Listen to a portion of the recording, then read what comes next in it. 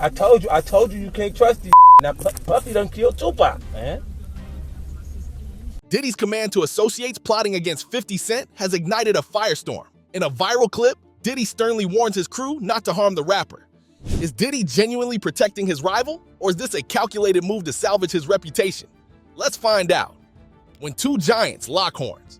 The beef between 50 Cent and Diddy has been running for almost 2 whole decades, and honestly, it feels like one of those stories that just refuses to chill. Their whole drama kicked off around 2006, when 50 dropped a diss track and threw heavy shade at Diddy. Ever since that moment, it has been fireworks on and off, with both of them throwing little jabs, big shots, and sometimes just petty energy. And even though the hip-hop world has seen plenty of beefs, this one hits different because both men were rising stars in the early days and even worked around the same circles. Back in the 1990s, both of them were buzzing in the industry. They were meeting the same people, staying in the same rooms, hearing the same advice. Folks around them kept saying they should work together, and they actually did. 50 even ghost wrote on one of Diddy's big tracks in the early 2000s. Diddy's girlfriend then, Jennifer Lopez, also pushed the idea that they should collaborate. But even with all that, things never turned into a real friendship. 50 has said many times that the relationship was strictly business. He didn't see Diddy as someone he would party with or get close to. He saw him as a businessman, someone who sometimes took credit for work he didn't fully do. That alone made 50 step back. He didn't want to hang around someone he felt could twist situations for their own gain. And from that early distance came deeper tension that kept building through the years. Then came 2006. 50 dropped a diss track that straight up implied Diddy knew more than he was saying about Biggie's 1997 death. That one line lit up the whole industry. From that moment, the beef was not just two rappers throwing jokes, it became something heavier. Even though Diddy denied it, the seed was already planted, and the whole hip-hop community kept talking.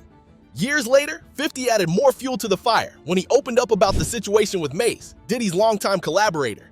50 said he wanted to sign Mace to his G-Unit label after Diddy gave the blessing for Mace to find new opportunities. But according to 50, things fell apart because Diddy started acting unreasonable. He claimed that Diddy saw Mace as some last major piece of his legacy, and he wasn't ready to let that go. This created even more heat between the two men. 50 didn't stop there. He later called Diddy a sucker over the same issue, and even joked about the money that was being asked for Mace. After that, he launched an online petition asking Diddy to stop using Biggie's name so much. He felt Biggie's memory was becoming a kind of business card for Diddy. Whether fans agreed or not, one thing was clear: 50 wasn't holding back. Then came another moment that added fire to the beef. On a radio show, 50 compared Diddy to someone who drains the energy out of the people around him. It was a wild comparison, and people talked about it for days. Diddy, on his end, kept denying all the accusations, including old rumors tying him to Tupac's 1996 death. He wanted no part of that narrative, but the drama did not stop there. Another layer of their friction came from business, vodka to be exact. Diddy became the face of Ciroc in 2007, working with the company until 2024, when the partnership ended after legal drama. 50, meanwhile, partnered with F&V Vodka in 2016. And even after selling his shares for a big bag of money, he kept comparing the brands. He kept shading Ciroc, saying it wasn't real vodka, and bragging about F&V being made the right way with less sugar. He would throw in jokes about headaches and how he was always the smarter one. It was petty, but it was very on brand for 50. Then there's the moment that 50 says completely changed how he saw Diddy forever. He said Diddy once told him he wanted to take him shopping. He told me to take me shopping. I looked at him like, what'd you just say? Let me move, man, before I do something. You're gonna make me mess up the wedding. For 50, that felt strange, uncomfortable, and just not the vibe. From that day, he made up his mind that the energy between them was too weird for him to keep hanging around. It pushed him even further away from Diddy. Despite all the shots 50 sent his way, Diddy sometimes responded with jokes. In a 2018 interview, he acted like 50 secretly loved him and kept begging him jokingly to be his friend. It was funny, but also one of those moments that made people wonder if Diddy was brushing things off or if he truly didn't take the beef as seriously as 50 did. Still, the tension never fully went away. Every few years, something new pops up. Another interview, another little shade, another bold comment. And every time, fans jump right back into the story like it just started yesterday. The wild thing about their beef is that it doesn't come from just one moment. It's like a long chain of misunderstandings, business clashes, personality differences, and old wounds that never healed. 50 has always been bold, direct, and quick to call someone out. Diddy, on the other hand, has always moved like a businessman first, entertainer second. The mix of those two energies was probably never going to blend smoothly, But then something happened, and it was like karma finally met up to Diddy. Stay with us. Diddy's wild run-in with the law. Things between 50 Cent and Diddy have been heating up for years, but in the year 2024, everything exploded in a way nobody saw coming. What started as a back-and-forth rivalry turned into something way bigger when federal agents pulled up to Diddy's house in March of that year. The Department of Homeland Security carried out a full raid, and the whole world went crazy watching it unfold. It came right in the middle of a storm of lawsuits accusing Diddy of abusing and trafficking both men and women. He denied every single thing, and later, he was even acquitted of those specific charges. But at that moment, the drama was too loud to ignore. The pressure had already started building months earlier. In November 2023, Cassie, Diddy's ex-girlfriend, filed a lawsuit saying he assaulted her.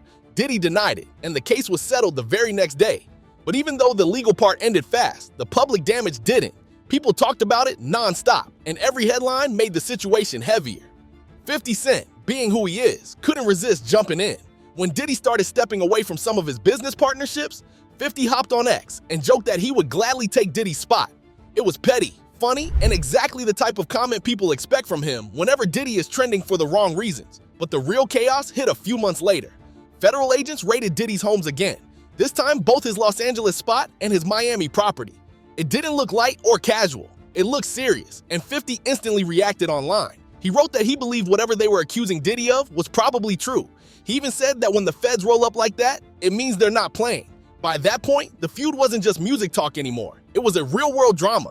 Then summer arrived, and Diddy's federal trial took over the news. It was messy, emotional, and filled with heavy testimony. Cassie came forward again, breaking down details of what she said happened between them over the years. By the end of it, the jury convicted Diddy on 2 lesser charges: transportation to engage in prostitution.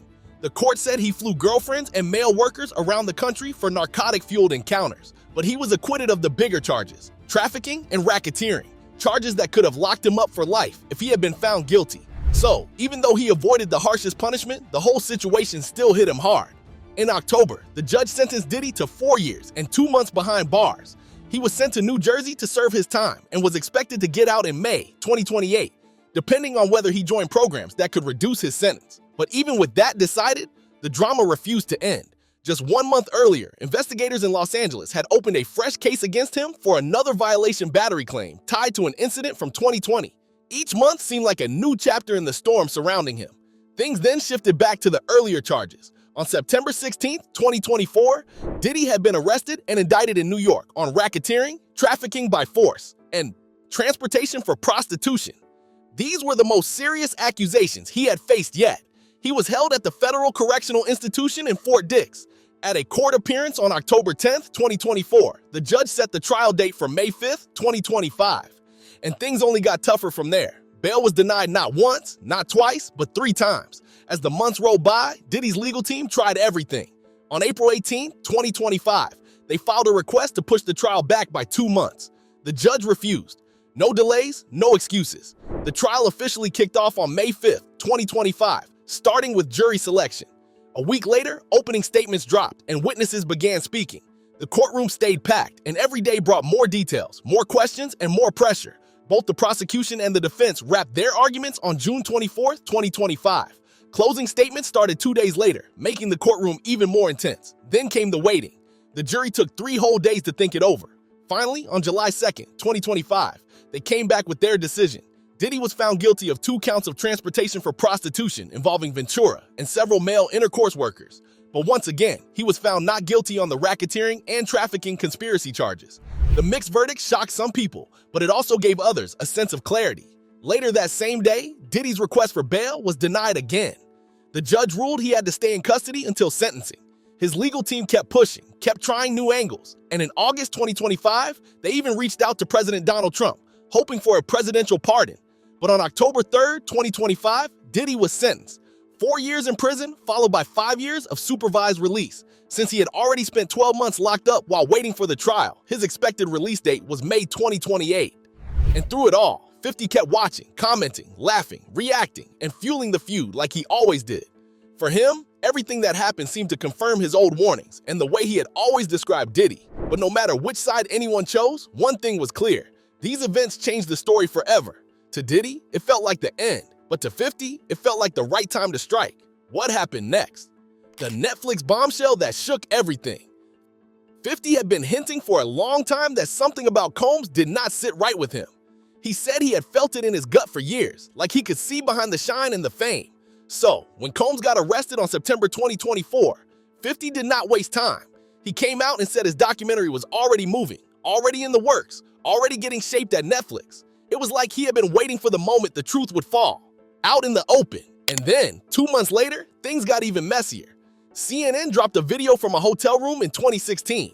In the clip, Combs was seen kicking Cassie, and that piece of footage hit the whole world like a slap in the face. People were shocked, confused, and angry all at once. For 50, that video looked like the final push he needed. He had already been saying he was building a documentary, and after that video came out, he acted like there was no turning back. He said he wanted the stories to be heard, especially from the ones who felt like they never had a chance to speak. He kept talking about making space for people who felt ignored. He made it clear he did not want the loud headlines to just pass through and disappear. He wanted the truth to stay in the room. By December 7, 2023, he had announced the docuseries. He said the money from it would go to people who claimed they were harmed. And even before he brought in the director Alex Stapleton, he had already spent 5 months looking for people who knew Combs closely and were willing to open up. He wanted real talk, not the polished stuff, not the stories rehearsed for cameras. He wanted the truth straight from the ones who had lived it. Netflix then stepped in and made everything official on September 25, 2024.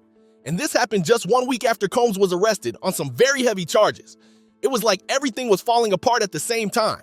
The docuseries was described as a big story, deeper than the headlines people had been reading. It stretched across years and showed pieces of a life people had never seen before. But even with all that, not everyone wanted to be part of it. Cassie, who many thought would have a powerful story to tell, was invited, but she chose not to join. And that silence alone made people curious. It made them wonder what she was holding inside and why she decided it was better to stay away. When the series finally dropped, the reactions came fast. Critics gave it generally good reviews. Metacritic scored it 67 out of 100, based on 5 critics. The Guardian gave it 4 stars out of 5 and said the show showed a side of Combs that felt like the mask finally fell off. They said that even though so many parts of the story were still missing, the series did what needed to be done. It showed enough for people to see things differently. But the sweet thing about this doc was not just the drama. It was how the story kept its steady beat. It did not move too fast. It did not try to be flashy. It just walked through the truth in simple steps, letting viewers feel every part of the journey. And all through it, you could feel that 50 was trying to make sure the voices that had been lost in the noise for years finally had somewhere to sit and be heard. And Diddy wasn't happy with that. How did he react? Let's find out. How Diddy fired back. When that Netflix documentary dropped, the whole world was watching to see how Diddy would react. And he did not stay quiet for even 1 second. The moment the teaser hit the streets, Diddy came out swinging, moving like a man who felt betrayed and exposed. His response came fast, loud, and full of stress, like he was trying to put out a fire that kept getting bigger every minute. Diddy made it clear that he did not like the Netflix project at all. He said the whole doc felt like a low blow, especially because it was being pushed by 50 Cent, someone he had been beefing with for years. To Diddy, it looked like the perfect chance for his rival to take a swing at him while he was already down. So he came out strong, saying the series was nothing but a shameful hit job meant to make him look worse than he already did. His spokesperson, Judah Engelmeyer, stepped in to explain Diddy's side of the story. According to him, Diddy had been filming himself since he was 19 years old, building his own documentary over the years. He had been collecting footage of his life, his work, his travels, everything. Engelmeyer said the clips Netflix used were never meant for them. They were pieces from Diddy's private project, recorded just 6 days before his arrest in September 2024. So, when Netflix showed that moment of Diddy sitting in a hotel room, saying he was losing and needed someone who could operate in the dirtiest kind of business, Diddy's team said that clip was not supposed to be seen by the world. They said it belonged to him, and Netflix had no right to use it. To them, it felt like something personal was taken and thrown out for everyone to see. Now, Diddy is not in a small situation. He is serving a 4-year sentence for charges linked to prostitution, and he is still facing plenty of legal pressure. From where he stands, the documentary only made things worse.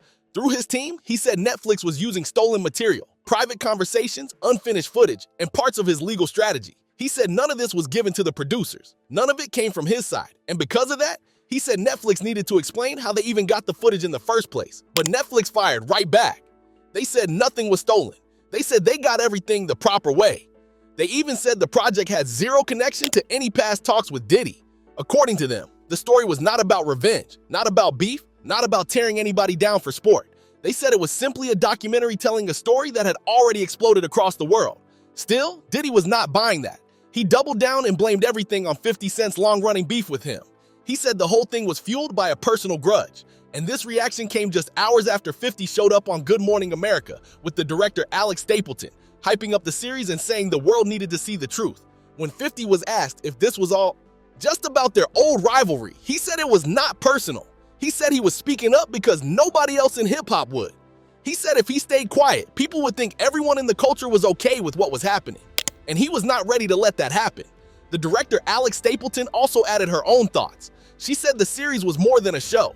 She said it was a mirror, a way for the world to look at how people treat celebrities, how people put them on high pedestals without remembering they are human too. She wanted the documentary to shake people, to wake them up, to remind them that fame does not erase flaws. Diddy's reaction showed just how shaken he was by the Netflix drop. He felt exposed. He felt attacked. He felt like the world was seeing pieces of him that he never planned to share. And even though he tried to fight back with statements and accusations, the documentary kept spreading, kept getting attention, and kept making people talk.